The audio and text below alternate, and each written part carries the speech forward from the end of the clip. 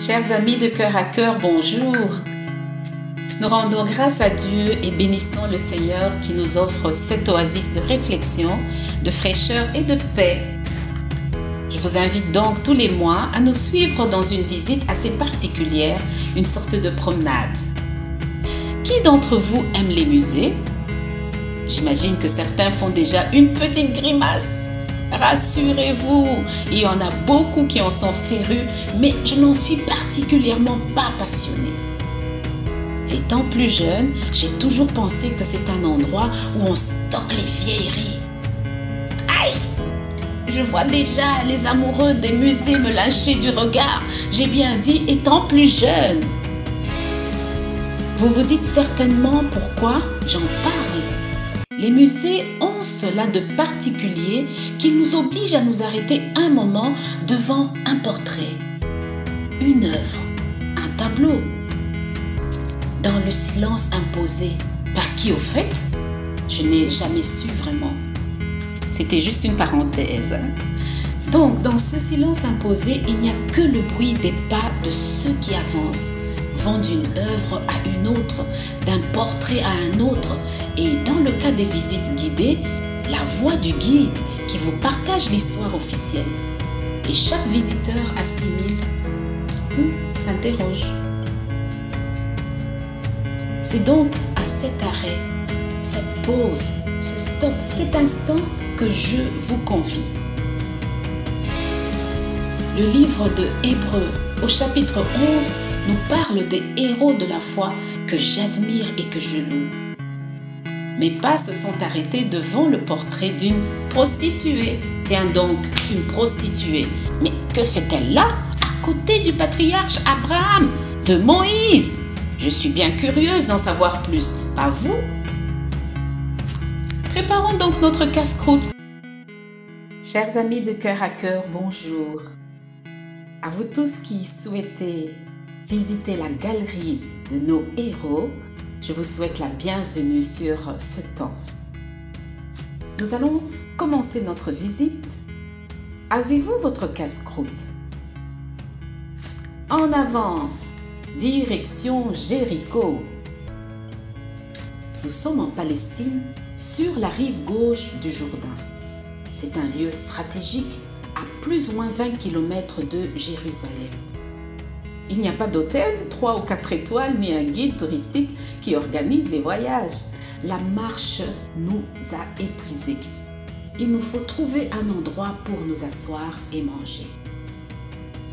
On nous parle d'une tenancière qui tient une auberge pas loin. Rahab. Un chemin au bout de la ruelle nous y conduit.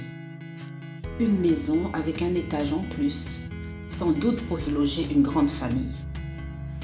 Une femme d'une grande beauté, comme le sont la plupart des femmes du Moyen-Orient.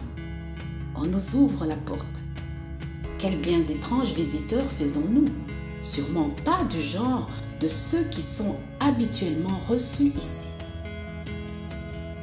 L'hospitalité est une grande qualité observée ici. Nous le constatons d'emblée. Notre hôtesse s'active autour de nous, nous offre à boire et propose que nous prenions notre repas chez elle. Curieux, nous observons l'endroit. Au dehors, les bruits de la ville. Nous profitons de ce moment, de cette halte. Soudain, elle dit avec un clin d'œil: « Je sais pourquoi vous êtes là. Je suis Rahab. » Je sais, je ne suis pas digne de figurer parmi les héros qui sont cités dans le livre de Hébreux au chapitre 11. Sûrement pas à côté d'Abraham, de tous ces illustres héros de la foi. Mais Dieu, qui fait grâce à qui il veut, m'a fait grâce. Je suis la moindre de toutes, mais il est celui qui regarde au cœur. Vous savez, j'ai reçu dans ce lieu, à l'endroit même où vous êtes assis, des hommes venus espionner mon pays en vue de le conquérir. Nous avions entendu parler du Dieu d'Israël qui faisait des prodiges au-delà du Jourdain et du peuple qu'il avait choisi pour son héritage. Nous en avions une grande peur. Mais ils m'ont inspiré confiance et je les ai cachés. En mon cœur, il le fallait. Bien que vivant moi-même dans le péché, j'étais consciente que les mœurs allaient à la dérive dans mon pays. Il se passait des choses abominables.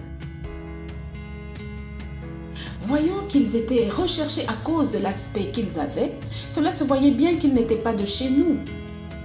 Cette intime conviction et l'acte que j'ai posé par la suite signaient mon arrêt de mort s'il arrivait que l'on découvre qu'ils étaient chez moi.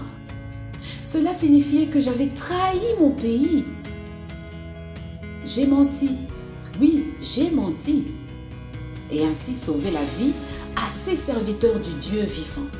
J'ai protégé les espions d'Israël en mentant et je les ai fait s'échapper dans une direction opposée aux soldats de Jéricho qui étaient à leur poursuite. Dieu n'a pas approuvé mon mensonge ni mes activités de prostitution. Il ne le peut pas. Dans Lévitique, au chapitre 19, le verset 11, le commandement de Dieu interdit le mensonge. Vous ne déroberez pas et vous n'userez ni de mensonges ni de tromperies les uns envers les autres. Dieu considère les conditions exceptionnelles et surtout le fait que j'ai accueilli avec bienveillance les espions de Josué comme étant des messagers du Dieu vivant.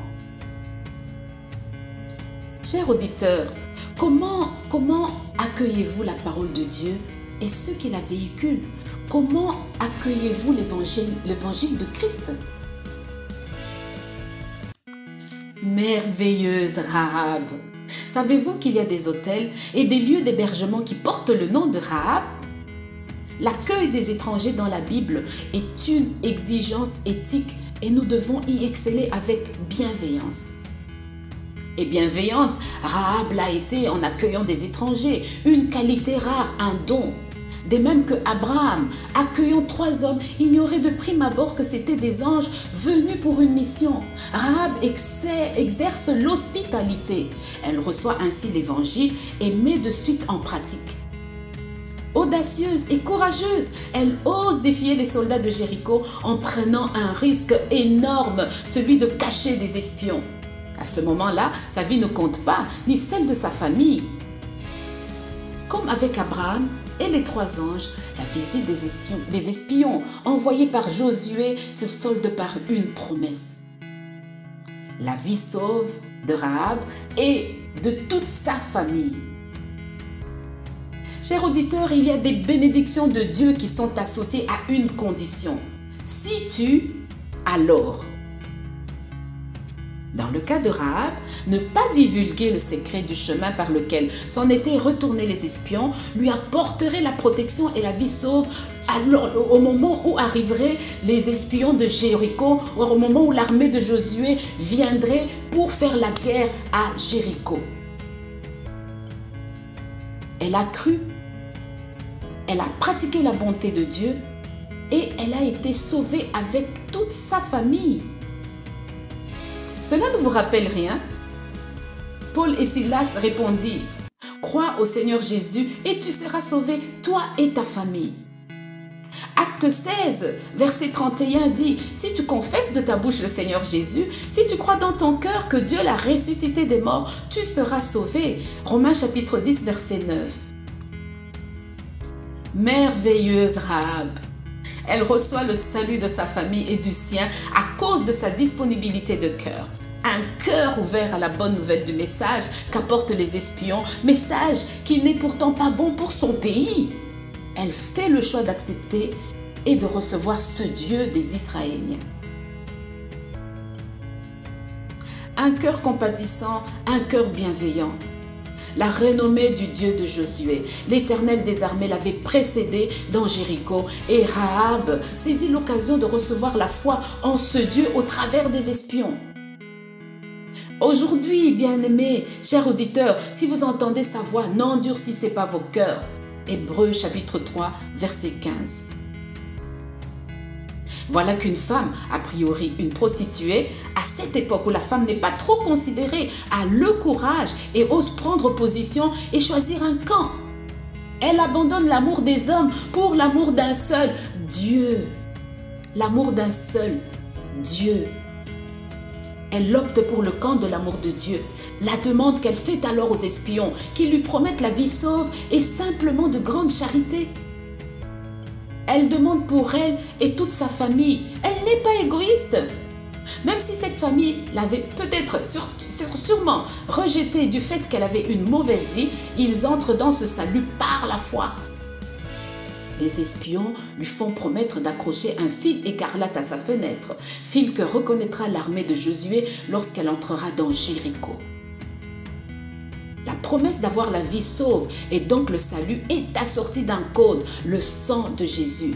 Dieu donne souvent un signe, un code pour donner l'assurance de sa fidélité. Le fil écarlate, le sang de Jésus. Rahab donc, jeune convertie, est assurée que le signe, le code lui donne protection. Acceptant avec foi d'accrocher ce fil écarlate, elle accepte également le pardon de Dieu.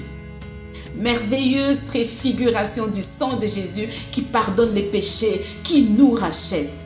Oh, merveilleuse Rahab, c'est la foi dans cette rédemption qui sauve et ses œuvres manifestent la réalité de cette foi. Jacques chapitre 2, verset 18. Ce qui compte est l'état du cœur, c'est à cela que Dieu regarde. Et la cerise sur le gâteau est qu'elle devient l'ancêtre du Christ et figure comme héroïne dans la liste des héros de la foi. La foi est donnée à tous ceux qui sont disponibles. Merveilleuse Rahab, elle nous apprend la bienveillance, elle nous apprend la foi, elle nous apprend l'amour, le sacrifice, elle nous apprend le courage, l'audace, elle nous apprend le zèle. Et toi, cher auditeur, que retiens-tu de cette histoire? Si Rahab a inscrit son nom dans les annales et figure dans notre galerie des héros, que peux-tu faire à ton niveau et dans ta vie quotidienne? En attendant donc de découvrir notre prochain héros, je te suggère de bien méditer sur ce qui touche le cœur de Dieu. À très bientôt, reste connecté. Partagez si cela vous a vraiment touché et que Dieu vous bénisse.